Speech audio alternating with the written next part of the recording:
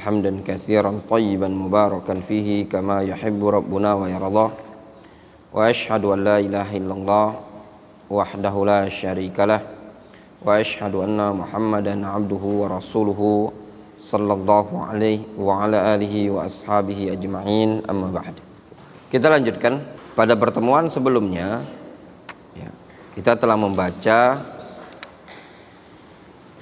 beberapa qawaid, beberapa kaidah dalam bab al-jarh wa ta'dil. Bab al-jarh wa ta'dil. Pada pertemuan sebelumnya yang terakhir kita membaca la yushtaratul adadu fi qabulil jarh wa ta'dil fadlan anil ijma'. Tidak dipersyaratkan al-adad. Tidak dipersyaratkan al-adad jumlah di dalam menerima al-jarh wa ta'dil. Terlebih lagi menerima ijma'. Jadi tidak dipersyaratkan tidak dipersyaratkan jumlah di dalam bab al-jarh wa ta'dil. Maksudnya gini, orang yang menjarah, orang yang mengkritik itu tidak dipersyaratkan jumlahnya harus sekian. Dikatakan ini perawi thiqah, tidak mesti harus yang mentausiknya, yang memujinya harus jumlahnya banyak, tidak mesti. Demikian juga ketika ada ulama yang menjarah seorang perawi, tidak dipersyaratkan jumlahnya harus sekian yang menjarah. Ketika ada seorang perawi dijarah oleh seorang alim seperti Imam Ahmad, maka walaupun satu orang yang menjarahnya, maka diterima kalau yang menjarah tersebut thiqah. Fadlan anil ijma', terlebih lagi dari ijma'. Nggak mesti harus ada ijma' gitu loh dalam menerima al-jarh wa ta'dil. Jadi jangan antum mengatakan nunggu ulama belum ijma', ulama belum sepakat gitu loh. Nggak mesti. Difahami? Kemudian kata penulis buku ini at-tafriq bainar riwayah an ahlil bid'ah wa bainad dirasah indahum. Nah, perlu dibedakan antara periwayatan dari ahlul bid'ah dan antara belajar di sisi ahlul bid'ah. Minal umur allati ikhtalatat inda ba'di talabatil ilmi ada mutafriq bainar riwayah wad dirasah, termasuk perkara yang ikhtalatat, perkara yang nyampur. Apa perkara yang nyampur? Termasuk perkara yang nyampur di kalangan sebagian penuntut ilmu, tidak bisa membedakan antara periwayatan dan antara belajar. Fajawazur riwayah anil mubtadi' bi dhawabit la ya'ni tazkiyatahum au ibahat ad-dirasah indahum. Maka bolehnya periwayatan dari al-mubtadi', dari seorang mubtadi', dari ahlul bidah, dengan dhawabit dan ketentuan-ketentuan itu tidak bermaksud sebagai bentuk perekomendasian atau membolehkan belajar di ahlul ahwa'i wal bidah. Difahami? Ketika disebutkan bolehnya meriwayatkan dari mubtadi' dengan syarat dan ketentuan-ketentuan, itu disebutkan dalam buku-buku hadis. Hukum meriwayatkan hadis dari ahlul bidah boleh dengan ketentuan-ketentuannya, dengan syarat-syarat dan dhawabitnya. Bukan bermaksud itu bolehnya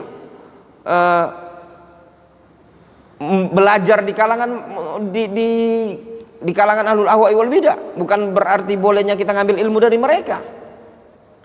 Amad dirasa indahum wasama' maqalatihim wa durusihim fa hadza mamnu'un wa ali salaful ummah. Adapun belajar di sisi mereka, mondok, nyantri, ngambil pendapat-pendapat mereka, ini dilarang di kalangan salaful ummah. Difahami? Harus bedakan periwayatan, bedakan belajar. Difahami? Nyambung kan tuh? Periwayatan yang disebutkan oleh para ulama itu bolehnya meriwayatkan di ahlul ahwa'i wal bidah. Mereka cuma sekedar ada hadis, mereka ambil, mereka riwayatkan. Tapi bukan berarti mereka ini duduk bermujalasa, nyantri bertahun-tahun mulazamah, enggak. Difahami? Itu pun dengan ketentuan dhawabit yang ada. Nah, di sini yang perlu diperhatikan dengan baik. Ini pun dikatakan oleh para ulama di zaman sekarang, ya seperti yang sempat baca disebutkan oleh Syekh Ali Ar-Razihi. Syarat-syarat yang disebutkan oleh para ulama tentang bolehnya meriwayatkan dari ahlul ahwa'i wal bidah, itu semua di zaman sekarang tidak dibutuhkan lagi. Kenapa? Dikarenakan tersebarnya periwayatan hadis dan banyaknya ilmu di kalangan ahlus sunnati wal jamaah. Tidak mesti antum harus mau belajar hadis di ahlul ahwa'i wal bidah. Antum tidak mesti harus belajar lugha di ahlul ahwa'i wal bid'ah. Tidak mesti antum belajar usul fikih di ahlul ahwa'i wal bid'ah. Tidak mesti antum belajar hadis di kalangan ahlul ahwa'i wal bid'ah. Kenapa? Karena terpenuhi di ahlus sunnah.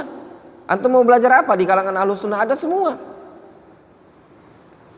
Qala al-Imam Ahmad rahimahullahu taala, kata al-Imam Ahmad, tajannabu ashabal jidal wal kalam, jauhi oleh kalian ashabul jidali wal kalam, orang yang suka berdebat, dan ashabul kalam, ahlul kalam.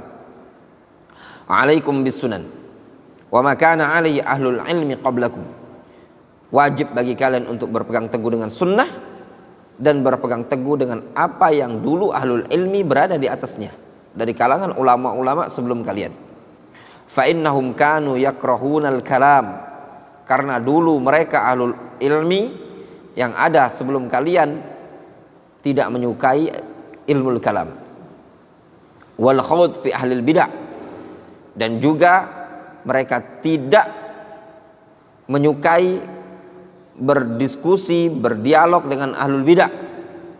Wal julus ma'ahum, juga para ulama salaf tidak menyukai duduk-duduk bersama ahlul bid'ah.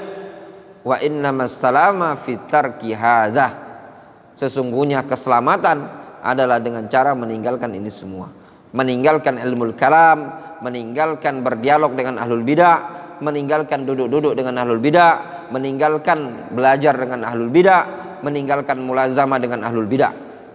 Ini yang dilakukan oleh para salaful ummah. Wadih? Jelas ya? Sehingga kalau belajar mondok baik bahasa Arab atau ilmu tajwid, ilmu qiraah di kalangan ahlul ahwa'i wal bidah yang dia bukan salafi, maka tidak boleh itu. Difahami? Wallahu ta'ala a'lam bishawab. Jelas ya? Nah. Sehingga bisa kita simpulkan beberapa qawaid ya. Demikian juga yang sebelumnya ya. Dari kaidah-kaidah yang ada ya. Untuk murajaah ya. Nanti mungkin akan ana tanya ya. Naktafi bihadzal qadar.